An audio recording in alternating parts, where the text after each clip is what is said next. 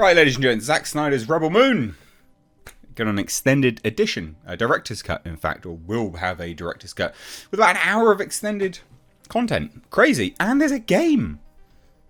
Netflix has hedged their bets quite massively on Zack Snyder, so this isn't really a discussion piece, it's more about the news. A little bit of a discussion on the back end, but it's just about the news. I will say, I said it's not a discussion piece, but no, honestly, I will say, it's interesting that Zack Snyder still feels he has to get a director's cut out from Netflix. And the reason why I say that's surprising is that Netflix notoriously doesn't have good editing QA or QC, quality control. Right?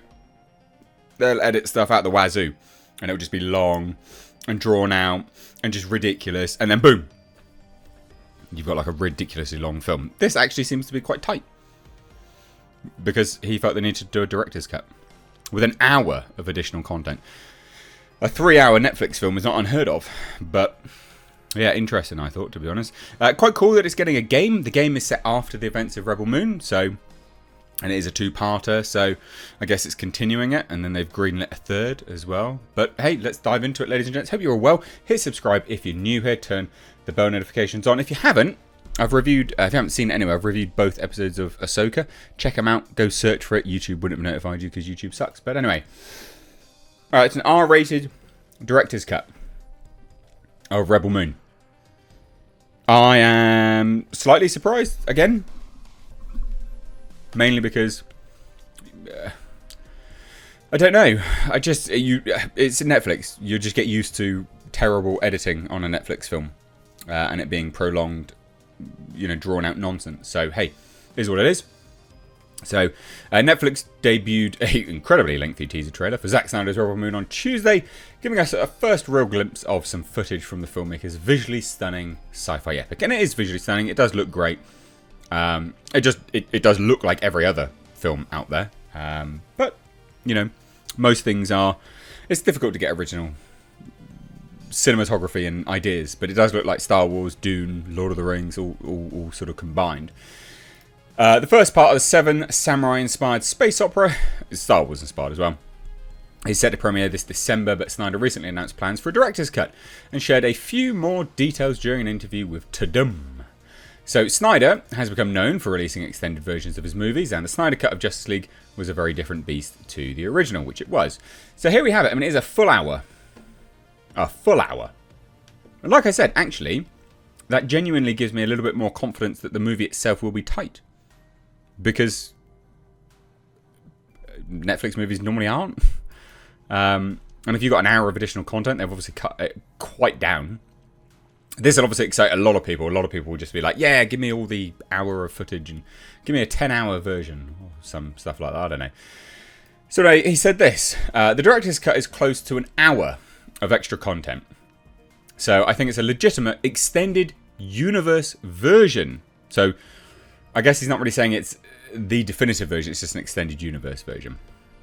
You really get to see a lot. It's just more painted in all the way.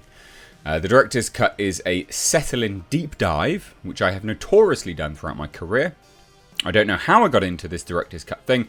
But what I will say about it is that for me, the director's cuts have always been something I had to fight for in the past, and nobody wanted it.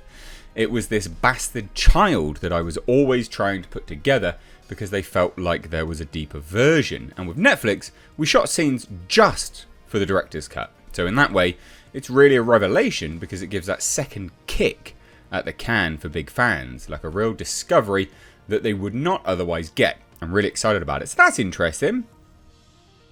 It's like Netflix were more than happy to... I swear they're going to release this in theaters. They have... Not this extended cut. But they are definitely... I'd be so surprised if this doesn't get a theatrical release. And I'll be really surprised if this doesn't go to Blu-ray either. I reckon it will. An extended cut R-rated? I reckon it will be. Blu-ray. They have to recoup like $160 million somehow. And then more for the 3rd one. So, and they've got a game as well, so I guess they're recouping some money there. But there must be releasing this. Theatres, Blu-ray, whatever. But it's interesting, Netflix, obviously, they're looking at the business market side of things and going, let's give them some free reign. Let's give them some free reign, and maybe we'll get something on the back end of it. We'll appease everyone, and then we'll get more money. It's quite smart, really. Maybe. We'll see as a business venture. What do you guys think? Let me know down below. But let's take a look at this. So, new Rebel Moon game set after the events of the movies is in development. And this was announced during Gamescom, which has been a bit of a joke I've seen already. But smart. It now makes sense why they released the Rebel Moon teaser trailer during Gamescom week, so they would also announce that there's a game. So during Gamescom this week, Netflix finally unleashed the first footage of Zack Snyder's upcoming space opera Rebel Moon, but as Gamescom is an annual trade fair dedicated to all things video games, the trailer was accompanied by another exciting announcement.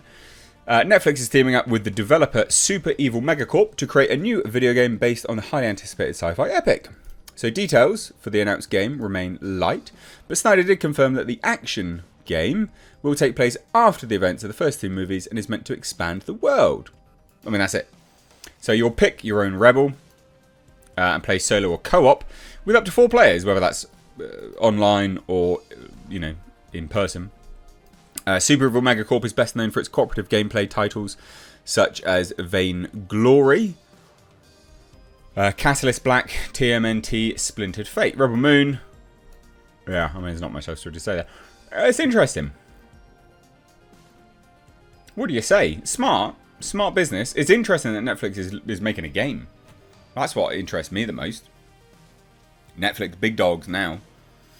They've been slowly... This is why this must get a theatrical release, because they've been slowly moving into theatrical for a while. And no one wanted them to go into theatrical, or no one wanted them for Oscar contention, so they were like, well, we'll release theatrical then. And then no one wanted them to release theatrical. They're up in their game. To make a game? They're up in their game. That's terrible.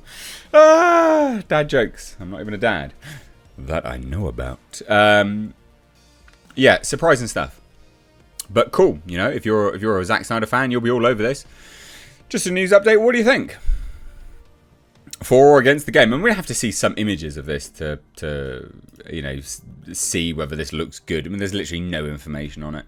I hope it's good, just for anyone that's interested in it. Personally, for me, meh. I'm not really a gamer anymore. But let me know what you think down below. Love to hear it. Cheers, guys. Take care. Bye-bye now.